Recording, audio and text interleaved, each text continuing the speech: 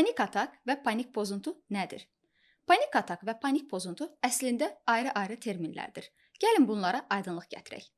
Panik atak əslində bir sıra somatik və psixotik xəstəliklər zamanı müşahidə olunan və onların klinik təzahürü zamanı görülən bir simptomdur, əlamətdir. Panik atak bizim yaşadığımız həyat boyunca illər ərzində bir və ya bir neçə dəfə görülən bir atak tutmasıdır. Bu zaman bu hər hansısa bir vacib situasiya ilə əlaqədar olaraq yaranar, müvəqqəti xarakter daşıyar və qısa müddətli olar. Panik atak bir sıra xəstəliklər zamanı görülə bilər. Bu psixiatrik xəstəliklərdən nevrotik pozuntular və psixotik pozuntular, yəni ruhi xəstəliklər zamanı görülə bilər. Nevrotik pozuntulardan panik pozuntu, həyəcan təşviş pozuntusu, depressiv epizod, obsessiv-kompulsiv pozuntu, yəni buna takıntı xəstəliyi və hətta sarışan hallar nevrozu deyilir. Dissosiativ konversiyon pozuntu zamanı görülə bilər. Psixotik xəstəliklərdən, yəni ruhi xəstəliklərdən isə bir sıra xəstəliklərin prodromal əlaməti kimi, yəni başlanğıc əlaməti kimi görülə bilər. Bunlar şizofreniya, bipolar affektiv pozuntu, doğumdan sonrakı depressiya, doğumdan sonrakı psixoz zamanı müşahidə oluna bilər. Panik pozuntu.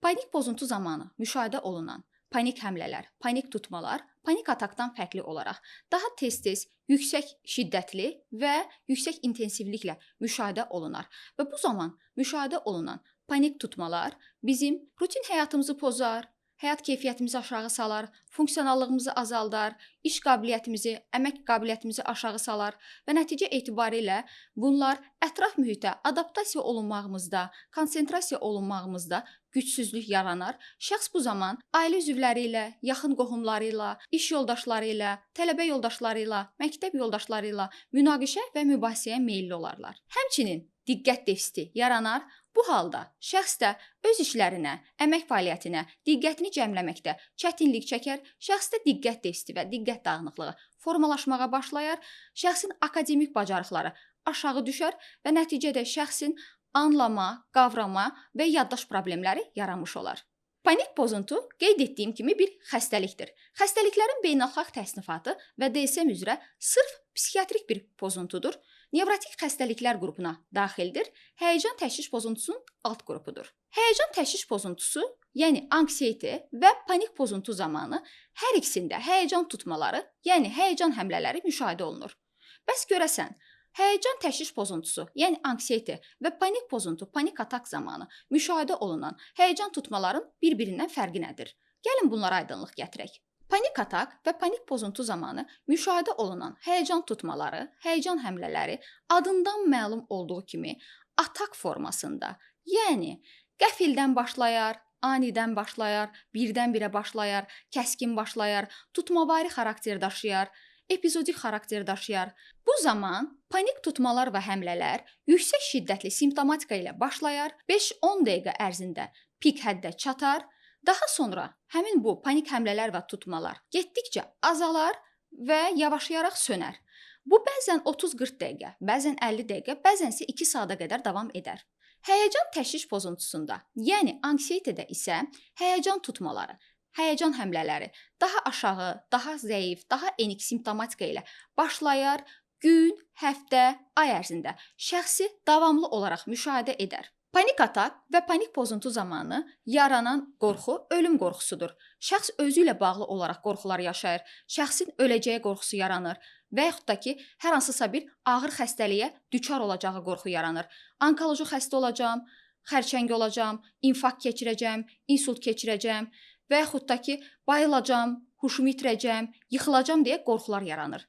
Həyəcan təşviş pozuntusunda, yəni anksiyete zamanı isə bu qorxular onun ailə üzvlərinin, yaxınlarının, qohumlarının, xüsusən övladının başına hər hansısa bir təhlükə olmadan bir bədbəxt hadisə gələcəyi, bir pis hadisə gələcəyi qorxuları yaranır. Panik atak və panik pozuntu zamanı həyəcan həmlələri, həyəcan tutmalarının olması üçün hər hansısa bir obyekt və hadisə olmaya da bilər. Həyəcan təşviş pozuntusunda, yəni anksiyetedə isə həyəcan tutmalarının, həyəcan həmlələrinin olması üçün obyekt və hadisənin görülməsi mümkündür. Panik atak və panik pozuntu patogenetik olaraq necə başlayar?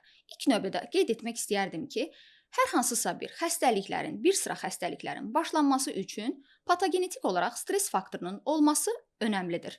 Yəni bu halda stress faktoru həmin bu xəstəliyin başlanması üçün bir təkan rolunu oynayır. Panik atak və panik pozuntuda beyində hansı dəyişikliklər gedir və beyin neyrokimyasına nəzər yetirək. Biz bildiyimiz kimi beynimiz bir neçə paydan ibarətdir. Beynimizdə gicgah payı, yəni temporal payın içəri səthində qorxu mərkəzi, amigdala yerləşir. Amigdala 2 ədəddir, cütdür, yəni hər iki gicgah nahiyədə içəri səthdə yerləşir, hipokampusun dərhal önündə yerləşir, badam formasındadır, qorxu mərkəzidir. Yəni orqanizmdə, ətraf mühitdə hər hansısa bir həyəcanlı, qorxulu, təşvişli, təlaşlı, narahat, gərgin bir vəziyyət yarandıqda qorxu mərkəzi tətiklənir, yəni qıcıqlanır. Bu zaman qorxu mərkəzi qıcıqlanaraq bir orqanizm üçün siqnal ötürür və bu zaman tətiklənmiş bu vəziyyət talamusdan hipotalamusa ötürülür. Biz bildiyimiz kimi hipotalamus orqanizmdə sinir və endokrin sistem arasında əlaqə yaradan bir mərkəzdir. Bu zaman məlumat hipotalamusa ötürülür. Hipotalamus həmin bu məlumatı böyrəklərin üst hissəsində şlyapa formasında yerləşən böyrəküstü vəziyə ötürərək böyrəküstü vəzdən bu zaman kortizol, adrenalin hormonu sintez olunur. Adrenalin bir neyrotransmitterdir. Adrenalin hormonu orqanizm üçün bir alarmdır, bir siqnaldır. Yəni orqanizmdə hər hansısa bir təhlükəli, həyəcanlı, qorxu, təşviş, təlaş yarandıqda böyrəküstü vəzdən adrenalin yüksək miqdarda qana ifraz olunaraq, onun miqdarı qanda artaraq bir həyəcanlı vəziyyət yaradır və adrenalin qaç, qov, yürüşə keç, hücuma keç, fəaliyyətə keç anlamına gəlir. Və bu zaman həmçinin bildiyimiz kimi vegetativ və avtonom sinir sistemi var və bunun da 2 hissəsi var: simpatik və parasimpatik. Simpatik sinir sisteminin də fəaliyyəti artmış olur və adrenalin qana sintezi artır və nəticə etibarilə orqanizmdə bir sıra reaksiyalar sürətlənmiş olur. Panik atak və panik pozuntu zamanı hansı klinik əlamətlər müşahidə olunur? Gəlin bunlara nəzər yetirək. Panik atak və panik pozuntu zamanı bu zaman beynin ön bölgəsinə, yəni ön payına qan axını sürətləndiyi üçün şəxsin diqqəti öz bədəninə artır. Yəni şəxsin sanki öz bədəninə bir narsistik yatırım yaranır. Şəxs qorxur, ölüm qorxusu yaranır, öləcəyi qorxusu yaranır və yaxud da ki, hər hansısa bir ağır xəstəliyə düçar olacağı qorxu yaranır, xərçəkdən əziyyət çəkəcək, infarkt keçirəcək, insult keçirəcək, huşunu itirəcək, yıxılacaq, bayılacaq kimi qorxular yaranmağa başlayır. Bu qorxular fonunda bədəni əsir, titrəyir, tərləyir, soyuyur, bədəndə tükləri biz-biz olmağa başlayır. Bu zaman temperatura qalxır, şəxs narahat, həyəcanlı, təşvişli, təlaşlı, gərgin olmağa başlayır. Bu zaman şəxsin rəngi avazıyır, üzü vahiməli bir baxış alır, alnı qırışır, bəbəklər genəlir, göz alması bərəlir və tərləyir, titrəyir. Müəyyən bir müddətdən sonra müvazinətini itirmək qorxusu yaranır və bayılacam, huşumu itirəcəm deyə ifadələr işlətmiş olurlar. Şəxsdə baş ağrısı, baş gicəllənmə, başda sıxılma yaranır. Bununla əlaqədar olaraq pasiyentlərin dilindən deyilən sözü deyəcəm. Doktor, insult keçirərəm deyə qorxular yaranmağa başlayır. Beynimə qan sızaram deyə qorxular yaranmağa başlayır. Ürək sürətli vurmağa başlayır. Ürək döyüntüləri artır, arterial təzyiq artır, nəbz sürətlənir, tezləşir və nəticə etibarilə bu anda şəxsin bütün bədənində ağrılar yaranmağa başlayır. Ağrılar yanma, sancma, göynəmə, dartma şəklində olur. Bu halda ağrılar sol çiynə, sol kürəyə, sol qola irradiasiya etmiş olur. Sanki stenokardiya ağrılarını xatırladır. Məhz buna görə də şəxslər deyir, pasiyentlərimin dilindən deyiləcək sözü deyirəm. Doktor, infarkt keçirəcəm deyə qorxular yaranmağa başlayır. Məhz buna görə də bəzən kardioloqlar kardionevroz adı altında və yaxud da ki, keçmiş adlanan ürəyin irritable sindromu adı altında müalicə etmiş olurlar. Tənəffüs sürətlənir, nəfəs alıb vermə tezləşir, şəxs dərindən nəfəs alıb verməyə başlayır. Pasiyentlərin dilindən deyiləcək sözü deyirəm. Doktor, sinəmin üstündə sanki bir qaya oturubdu, daş oturubdu, nəfəs alıb verə bilmirəm, qərar tuta bilmirəm, tıncıxıram deyə ifadələr işlətmiş olurlar. Nəfəs alıb vermə artdıqca beyinə oksigenin miqdarı artır və nəticə etibarilə beyin hər hansısa bir xətalı vəziyyətin olduğunu anlayır və daha aktiv fəaliyyətə başlayır. Mədə-bağırsaq sistemi ilə bağlı olaraq mədə-bağırsağın funksiyası artmış olur. Sanki mədə və bağırsaq qıcıqlanmış bir irritable vəziyyətdə işləmiş olur.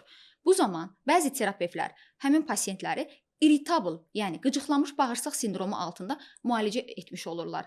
Şəxs bu zaman ürək bulanma, qusma, tez-tez tualetə getmə, bəzən ishal, bəzən qəbizliklə müşahidə olunur. Şəxsdə köp hallar müşahidə olunmağa başlayır. Qarnı sanki şişmiş vəziyyətdə olur. Sadaladığım bu klinik əlamətlər 5-10 dəqiqə ərzində pik həddə çatır. Daha sonra bu klinik əlamətlər getdikcə yavaşlayaraq, azalaraq sönür. Bəzən 30-40-50 dəqiqə, bəzən isə 2 saata qədər davam etmiş olur.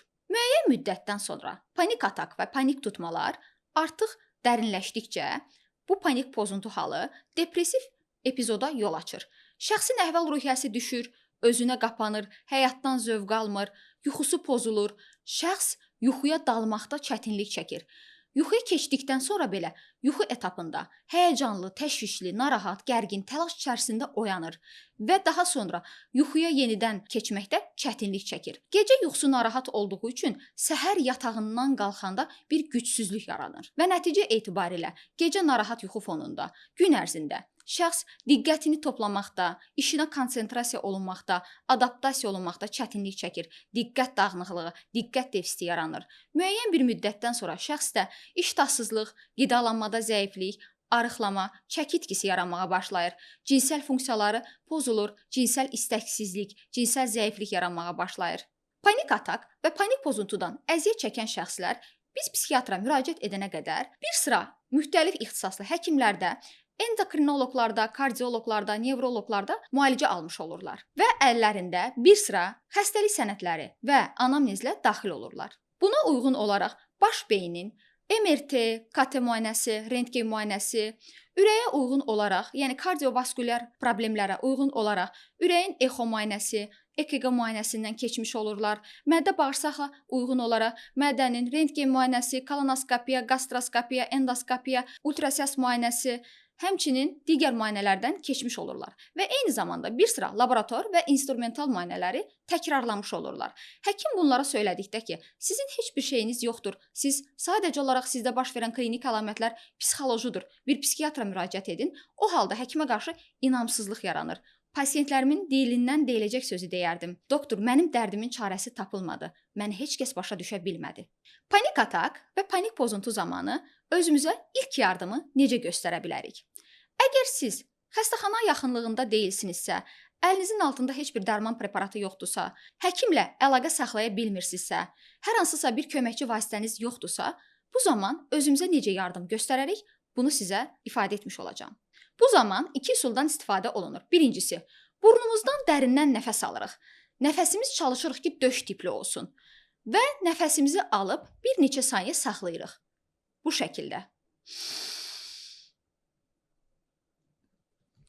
Və daha sonra nəfəsimiz, yəni tənəffüsümüzü qarın tipli olaraq asta-asta ağzımızdan verməyə başlayırıq. Və bu prosesi gün ərzində bir neçə dəfə təkrarlamış oluruq. Və bu zaman bizim növbəti baş verəcək panik həmlələrimiz, panik tutmalarımız, həyəcan təşviş vəziyyətlərimizin qarşısı alınacaqdır.